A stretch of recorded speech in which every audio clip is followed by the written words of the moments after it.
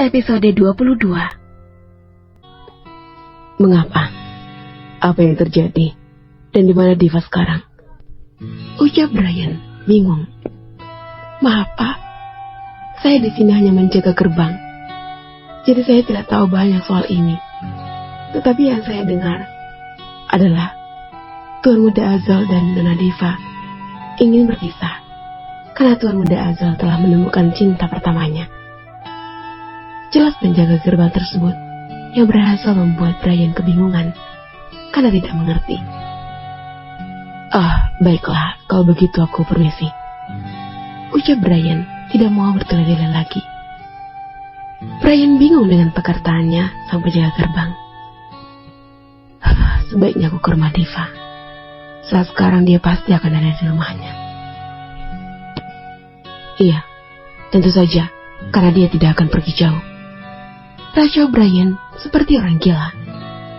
Sementara itu Diva masih terus mengamuk, sehingga rumahnya berantakan dan penuh dengan pecahan bilik. Pikiran Diva kacau, dipenuhi berbagai masalah yang kini terlintas di benaknya. Perlahan tangannya meraih pecahan beling yang terus rak di lantai. Aku sudah bosan dengan semua ini, ucap Diva, meraih beling itu. Sementara itu Brian baru saja tiba di rumah Diva. Semoga hari ini aku bisa bertemu dengan Diva, ucap Brian turun dari mobilnya. Brian pun berjalan menuju pintu rumah Diva. Ia merasa heran karena pintu itu sama sekali tidak ditutup. Diva, apa kau ada di dalam? Ucap Brian melangkah masuk. Tidak ada jawaban apapun dari Diva. Itu semakin membuat Brian curiga. Pikirannya menduga jika ada maling di dalam rumah itu. Brian masuk semakin jauh menuju ruang tengah. Diva, apa yang kau lakukan? Ucap Brian saat melihat Diva yang hendak mengiris urat nadinya menggunakan pecahan kaca. Brian, ucap Diva mengangkat kepalanya.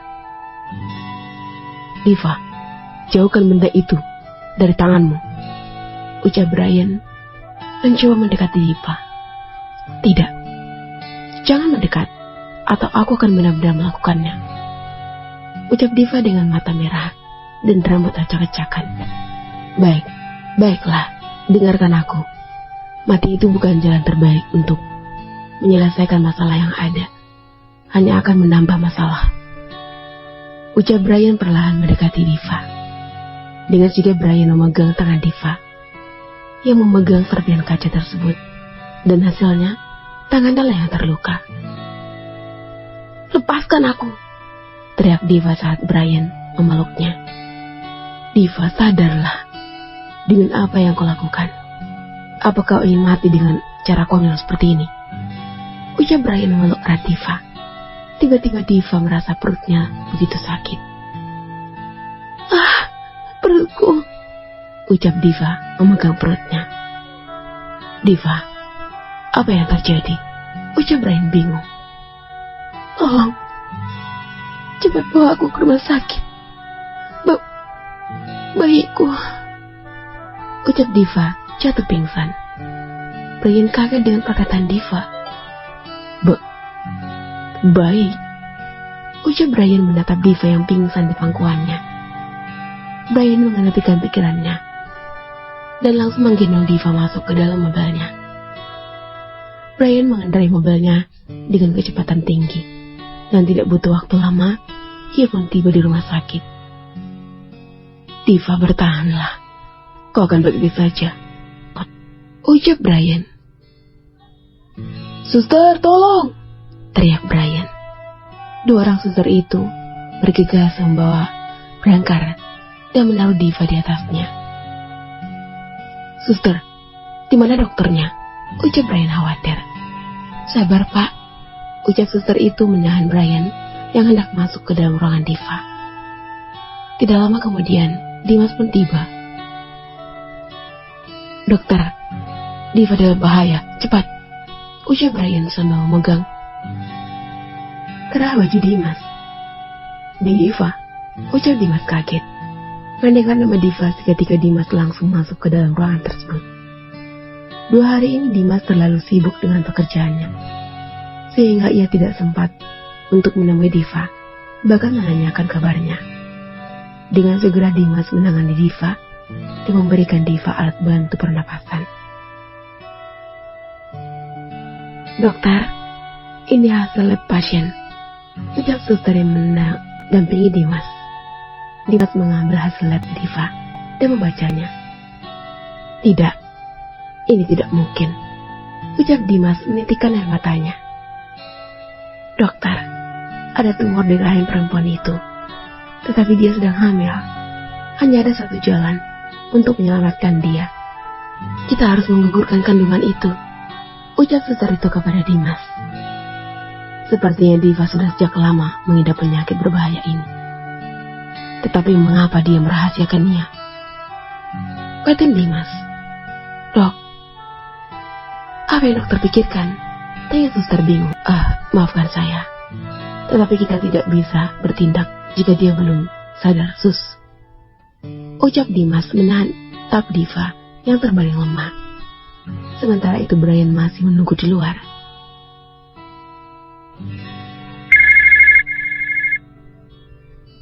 Suara telepon di ponsel Brian. Tertera nama Mama di layar ponsel Brian. Halo, Brian, bisakah kau pulang sekarang? Ada seseorang yang ingin bertemu denganmu. Dia adalah rekan bisnis almarhum papamu, ucap Mama Gita di seberang telepon. Tapi Ma, ucap Brian terputus karena Mama hanya mematikan telepon. Jika aku tidak pulang maka Mama akan kecewa. Sudahlah, ini aku pulang dan akan kembali lagi ke sini, ucap Brian berjalan pergi dari rumah sakit.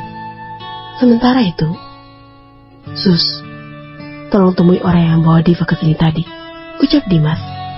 Baik dokter, ucap suster itu berjalan keluar. Akan tetapi di luar suster itu tidak menemukan siapapun. Maaf dok, di luar kosong, tidak ada orang, ucap suster kembali ke dalam. Benarkah? Lalu kemana laki-laki tadi? Saya juga tidak tahu dok. Tiba-tiba Diva membuka matanya. Ibu, racau Diva. Diva, kau sudah sadar? Ucap Dimas menghampiri Diva. Dok, saya tinggalkan dulu, ucap suster paham. Baik. Dimas, di mana aku? Ucap Diva melihat sekelilingnya. Kau berada di rumah sakit, ucap Dimas memegang tangan Diva. Anakku baik-baik saja, ucap Diva memegang perutnya. Tenang saja, dia baik-baik saja, kau jangan khawatir, ucap Dimas memegang perut Diva. Sebenarnya hati Dimas terasa begitu sakit saat ia tahu Diva hamil anak Azal. Tetapi akan lebih sakit saat mengetahui penyakit yang diderita Diva saat ini. Entah bagaimana Dimas harus menjelaskannya. Diva, aku ingin bicara sesuatu padamu, ucap Dimas memegang tangan Diva erat. Katakan saja, ucap Diva yang masih lemah. Kita harus menggugurkan kandunganmu. Apa kau gila? Bentak Diva. Diva, ada tumor di rahimmu. Jika kau tidak menggugurkan kandunganmu, maka nyawamu akan hilang. Sangat kecil kemungkinan untuk kau bisa melahirkannya. Bagai disambar petir, jantung Diva seakan ingin berhenti berdetak mendengar penuturan Dimas. Sungguh saat ini penderitaannya begitu lengkap. Akankah Diva bisa menghadapi semua ini? Dan akankah Dimas punya solusi lain? Pergi untuk berobat di luar negeri, misalnya? Perlahan air mata Diva menetes membasahi pipi mulutnya. Apa yang kau katakan? Itu hanya bercanda, bukan? Ucap Diva menatap Dimas penuh harapan. Dimas tidak tahan melihat kondisi Diva, bahkan untuk membuka mulutnya saja Dimas tidak sanggup lagi. Perlahan Dimas memberikan kertas hasil lab kepada Diva. Bacalah. Diva mengambil kertas hasil lab yang diberikan Dimas dan membacanya. Seketika tangannya gemetaran. Air matanya mengalir semakin deras. Tangannya menggenggam erat kertas hasil lab itu. Diva menggigit bibir di bawahnya, menahan sakit hati yang sekarang ia rasakan. Mana mungkin ia menggugurkan sang buah hati demi nyawanya sendiri? Tidak, aku tidak akan menggugurkan bayiku, ucap Diva merobek kertas hasil lab menjadi beberapa bagian. Tetapi, ucap Dimas terpotong karena Diva menyela. Keluar, pergi dari sini. Kumohon jangan bunuh anakku, ucap Diva layaknya orang gila. Karena melihat kondisi Diva yang sedang seperti itu, Dimas memilih untuk keluar dari sana. Bagaimana dok? Tanya suster yang dari tadi menunggu Dimas di luar. Sepertinya kita harus memberinya sedikit waktu agar dia bisa tenang. Dengar, jaga dia. Aku akan menemui papa, ucap Dimas kepada suster. Baik dokter, ucap suster itu paham. Kalau sudah begitu, Dimas pasti akan mencari papanya untuk memberikan solusi. Di sisi lain, Maya kabur dari kontrakannya dan menjadi gelandangan. Niat hatinya ingin kabur jauh dari kota itu, tetapi di jalan ia malah dirampok, dan tidak satu pun bersisa, kecuali kopernya yang berisi baju. Aku harus kemana? Ucap Maya berjalan gontai seperti orang gila. Lapar sekali. Aku haus, ucap Maya, memegang perutnya sambil menggaruk-garuk kepalanya. Itulah hukum karma bagi orang yang zalim dengan orang lain. Maya tega membunuh Sinta, ibu kandung Diva, yang sudah menganggapnya sebagai keluarga.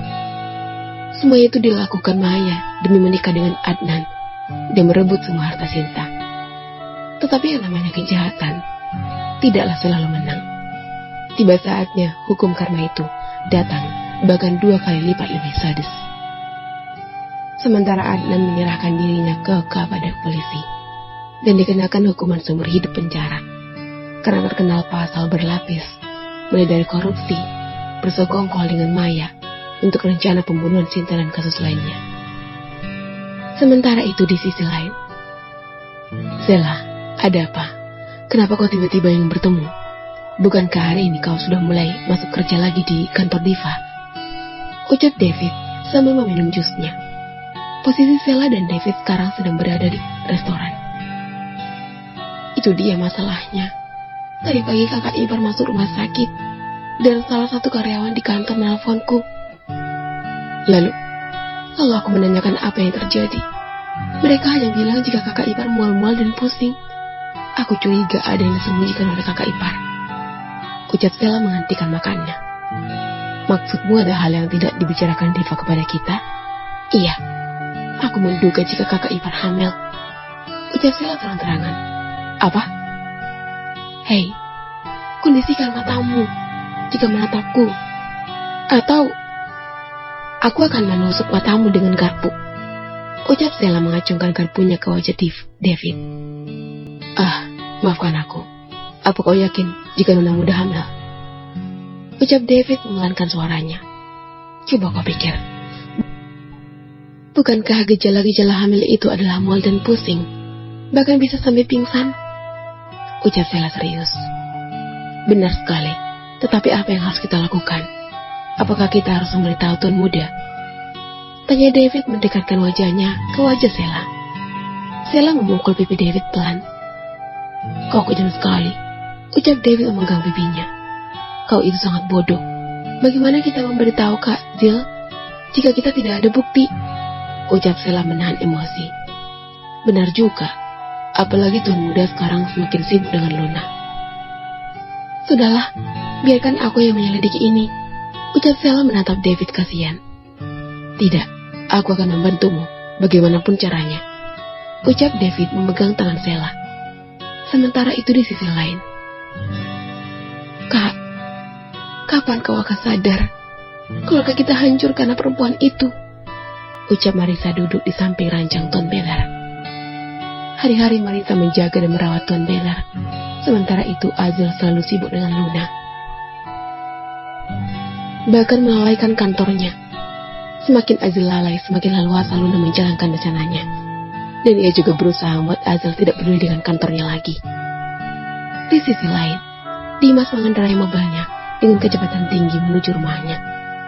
Tidak butuh waktu lama, ia pun tiba di sebuah rumah mewah yang di sekelilingnya penuh dengan tumbuhan hijau yang sengaja dirawat oleh tukang kebun rumahnya. "Oma di mana, Papa?" ucap Dimas tergesa-gesa. "Dimas, ada apa? Sepertinya kau terlihat cemas," tanya Mama Maria. Sama seperti Azil, Dimas juga sudah tidak memiliki seorang ibu lagi. Ibunya telah lama meninggal karena sakit keras. Hal itulah yang membuat Dimas bertekad menjadi seorang dokter. Dimas sempat kecewa kepada papanya, karena papanya seorang dokter yang sangat pintar, tetapi papanya gagal untuk bisa menyembuhkan penyakit ibunya. Hal itu membuatnya menjauh dari sang papa, karena rasa kecewa yang ia rasakan amatlah besar. Tetapi hari ini, ia kembali menemui papanya, hanya demi Diva. Dimas memiliki seorang nenek dari sebelah ibunya, yang kerap ia panggil Oma. Sementara itu luka yang dirasakan Dimas tidaklah sebanding dengan luka yang dirasakan oleh Tuan Anggara. Karena ia gagal menyelamatkan nyawa istrinya, ia pun memutuskan untuk pensiun dan menyerahkan rumah sakit itu kepada Dimas. Meskipun anak dan ayah itu kurang akrab, tetapi mereka masih sering berkomunikasi. "Oma, katakan saja di mana Papa," ucap Dimas mendesak omanya. "Dimas, ini rumahmu. Tentunya kau tahu di mana papamu biasanya mengurung diri," ucap Oma Dimas. Tanpa sepatah kata pun, Dimas berlalu menaiki tangga dan menuju salah satu ruangan yang berada di rumahnya. To be continue.